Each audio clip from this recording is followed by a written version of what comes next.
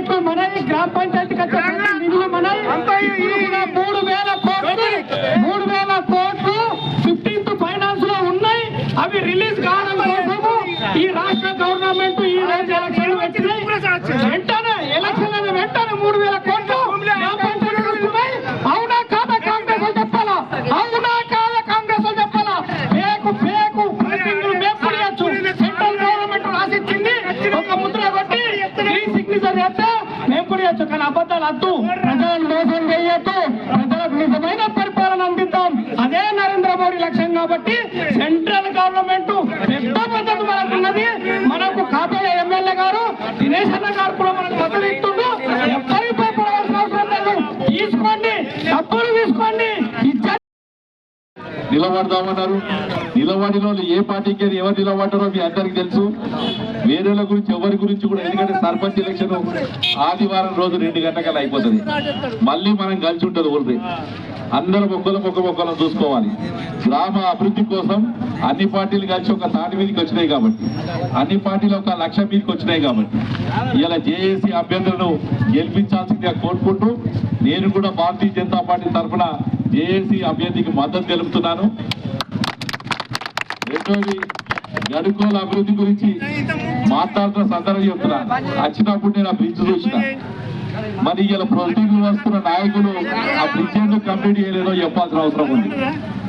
కాబట్టి నేను మిగతా రాజకీయాలు ఏం మాట్లాడకుండా మీ అందరికీ మనస్ఫూర్తిగా మరొకసారి పేరున మీ అందరికీ ధన్యవాదాలు చెప్తూ, ఎందుకంటే ఈ కార్యక్రమం నిర్వహించే స్ఫూర్తి ఏదైతుందో, మీలో రాజేసిన స్ఫూర్తి ఏదైతుందో, గడుకోల్లో గతంలో కూడా యునానిమస్ చేసుకొని జేఏసీ మీద నుంచి అందరు అభ్యర్థులు గెలిపించిన ఉద్దేశంతో మేము కూడా సంపూర్ణ మద్దతు మీ జేఏసీకి ప్రకటిస్తూ, అభ్యర్థి ఉంగరం గుర్తు మీరందరూ కూడా పెద్ద ఎత్తున ఆ ఉంగరం గుర్తు కోటేయాల్సిందిగా మనవి చేస్తూ, అందరూ మనోళ్ళే, అందులో ఉంగరం గుర్తు కోటేసి గెలిపియమని కోరుతున్నాం.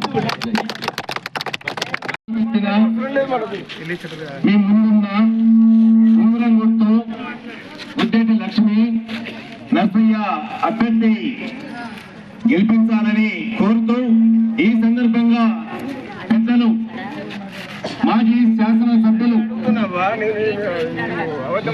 పొద్దులో తప్పిన మంత్రివర్యులు నుండి తప్పించడానికి, గ్రామ పంచాయతీ ఆర్థిక భారాన్ని తప్పించడానికి సౌర శక్తితో, తన శక్తితో ఈ గ్రామంలో విద్యుత్ లేకుండానే లైట్లను వెలిగించే పథకాన్ని తన ఫౌండేషన్ ద్వారా తీసుకొస్తున్న శ్రీనివాస్ గారికి, మీ అందరికీ నేను మీ గ్రామం ముద్దు బిడ్డగా అభినందనలు తెలియజేస్తా ఉన్నాను.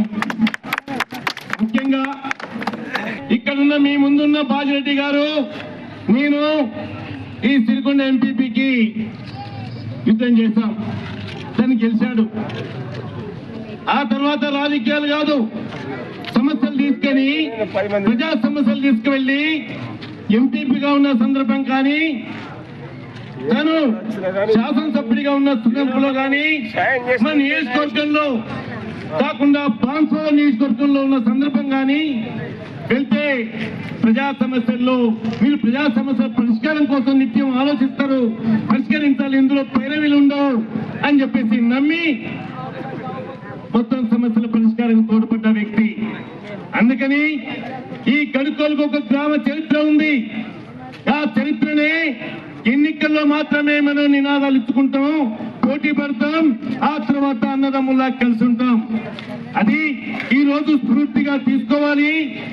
అదే సమయంలో కొండాపూర్ బ్రిడ్జి కొట్టుకపోయింది, కొండూరు బ్రిడ్జి కొట్టుకపోయింది, ఆనాడు గడుకోలు బ్రిడ్జి మాత్రమే ఆగింది అనే విషయాన్ని నేను గుర్తు చేస్తాను ఈ సందర్భంగా. కారణం ఏంటి?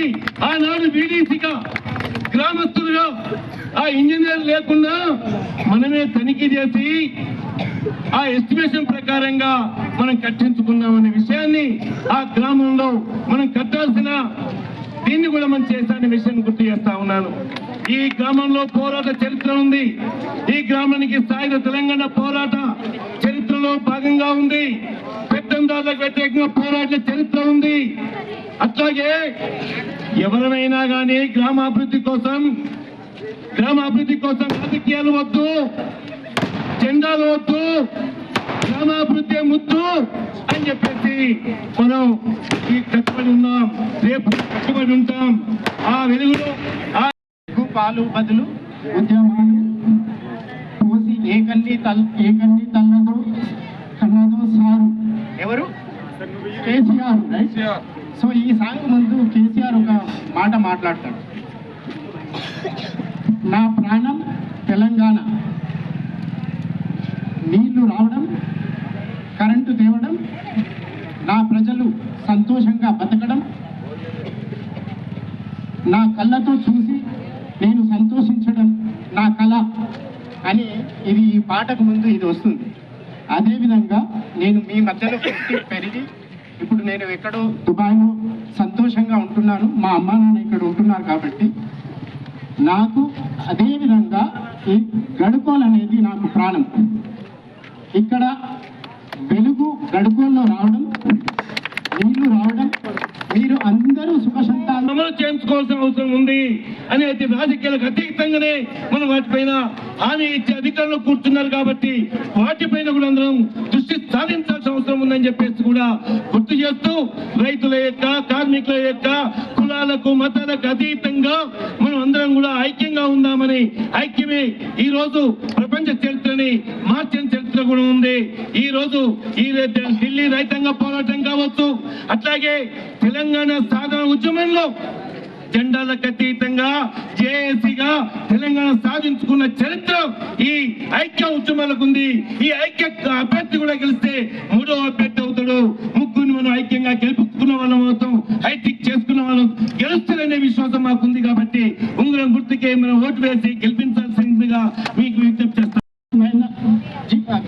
ఆదర్శవంతమైన విలేజ్ అని మనం చెప్పుకోవాలంటే ఇక్కడ లాస్ట్ 5 years లో మీరందరూ ఎంతో దయతో మేము వచ్చి మిమ్మల్ని అడిగినప్పుడు మేము ఇక్కడ కరప్షన్ లేకుండా మేము సేవ చేస్తాము అండ్ ఇక్కడ అభివృద్ధి చేస్తాము అని మా నాన్న, మా మమ్మీ అండ్ మీరందరూ కష్టపడి మనం అడిగినప్పుడు మీరందరూ ఎంతో దయతో మీరందరూ ఓటు వేసి గెలిపించారు. బాజిరెడ్డి గోవర్ధన్ గారు గడపడిగా వచ్చి ప్రచారం చేస్తున్న కారణం ఉంది, గట్టి కారణం. కారణం ఏంటంటే భీమి ఫౌండేషన్ ద్వారా మా సోదరుడు శ్రీనివాస్ గారి గురించి ఈ గ్రామస్తులు తక్కువ చేస్తున్నారు, ఎక్కువ చేస్తున్నారు. ఎందుకంటే చాలా కష్టపడి కింది స్థాయికి వెళ్ళి నాలాగే రాజకీయాలు ఎదిగినాం. అదేవిధంగా వ్యాపార పరంగా, ఐటీ పరంగా చాలా బాగా వ్యక్తి శ్రీనివాస్ దుబాయ్లో.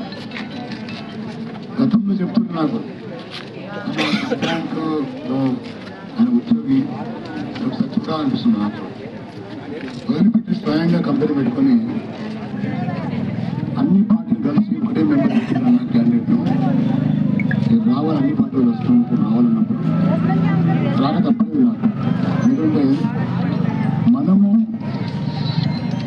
కాంగ్రెస్ పార్టీ ఇంకా ప్రభుత్వం వచ్చిన రాష్ట్రంలో వచ్చి కూడా 2 ఏళ్ళు అవుతుంది. ఇచ్చిన ఒక హామీ నిలబెట్టలేదు, ఒక హామీ కూడా నిలబెట్టలేదు. ఇచ్చిన 6 గ్యారెంటీలు కానీ 4 సర్వీస్ హామీలు కానీ ఒక్కటి కూడా నిలబెట్టుకోకుండా మరి వాళ్ళ పెత్తనం చేయాల్సిన తప్ప పేద పెరిగింది ఏం లేదు. రైతులకు ఇచ్చే రైతు దిక్కు లేదు, బోనస్ చక్కగా లేదు, కరెంట్ చక్కగా లేదు, మా ఆడపిల్లలకి ఇచ్చే బంగారం దిక్కు లేదు, 2000 ఇస్తాను 2000 దిక్కు లేవు, 4000 ఇస్తాను 2000 దిక్కు లేవు. ఈ విధంగా ప్రజల్ని మోసం చేసుకుంటూ గ్రామాల్లో ఒకరిద్దరు బెదిరించుకుంటూ దోషాలు చేసుకుంటూ తాత జాగిరి రేపట్లను 10 ఏళ్ళు ఉన్న ఎమ్మెల్యేగా ఈ ప్రాంతంలో ఎప్పుడైనా గ్రామాలకు వచ్చి బెదిరించింది ఎవరైనా చక్కగా పనిచేసింది తప్ప ఎవరు బెదిరించింది. నా సొంత గ్రామం చివరి చిమ్మనపల్లిలో సర్పంచ్ నేను పోతున్నాను. ఎవరైనా పోటీ చేసి ఎవరైనా నా సంబంధం ఊరు నాదనుకుంటుంది. ఆ విధమైనటువంటి పరిస్థితి ఈ కాంగ్రెస్ పార్టీ ప్రభుత్వంలో తగ్గించింది. ఈ విధంగా జరుగుతున్న తరుణంలో జాయింట్ యాక్షన్ కమిటీ అందరూ అన్ని పార్టీ కలిసి ఒకటే వ్యక్తి వెళ్దాం సార్, ఆమె గెలవాలా, గెలిచి అవసరం లేదు కాబట్టి ఢిల్లీ వేయాల్సిన అవసరం ఉంటుంది. పెడుతున్నాం సార్, తప్పకుండా వస్తాను నేను వచ్చిన 10 ఏళ్ళ నా కాలంలో కేసీఆర్ కాలంలో నా కాలంలో చెప్తున్నాను. కేసీఆర్ గారి హయాంలో ఈ రాష్ట్రంలో ముఖ్యమంత్రి ముందు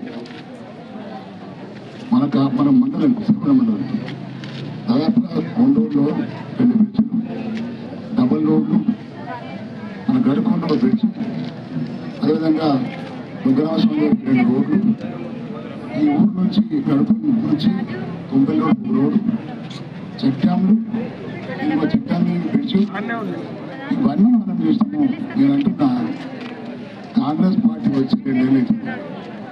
2 ఏళ్ల కాలంలో చిన్న పని చేస్తుందా, ఒక్క పని చేయలేదు. ఇల్లు తప్ప ఆ ఇళ్ళకు లాస్ట్లో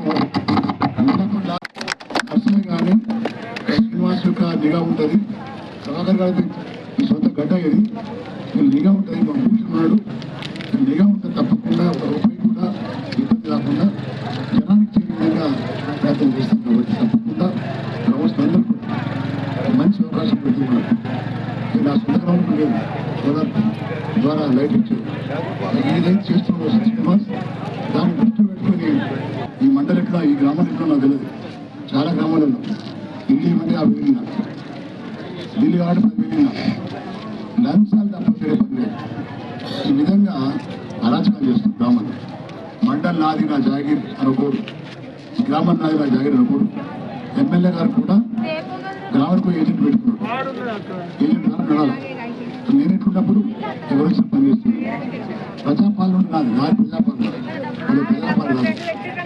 ఈ విధంగా చేస్తున్న తరుణంలో మంచి నిర్ణయం రైతులు గ్రామస్తులు తీసుకున్నారు. కాబట్టి ఈ గ్రామానికి నేను ఎవరు లేదు. శ్రీనివాస్ గారు ఆహ్వానం మేరకు తప్పకుండా శ్రీనివాస్ గారు చేస్తాను. గతంలో వాళ్ళ నాయనలు బట్టి చేసినాడు, దేవగొట్టిన బట్టి చేసిండు.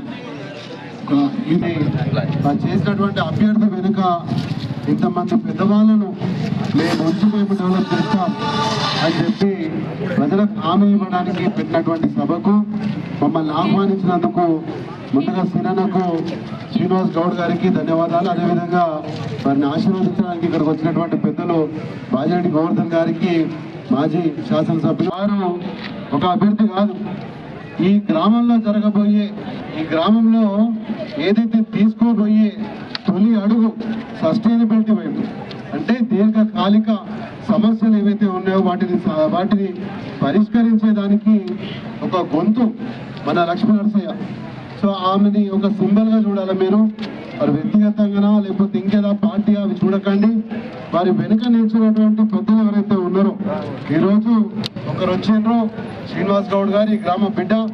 ఆయన ఈ గ్రామానికి నేను నెలకు 40,000 రూపాయల బిల్లు వస్తుంది, కరెంటు బిల్ అని చెప్పి చెప్పగానే నెలకు 40,000 రూపాయలకు ఓన్లీ కరెంటు బిల్ వస్తుంది లైట్లకు అని చెప్పి వారు గమనించి, మరి ఇక్కడ కాదు అంతర్జాతీయంగా వారు పనిచేస్తూ ఉన్నారు. కాబట్టి ఈరోజు పెద్ద పెద్ద బిజినెస్ మ్యాన్లు అందరూ కూడా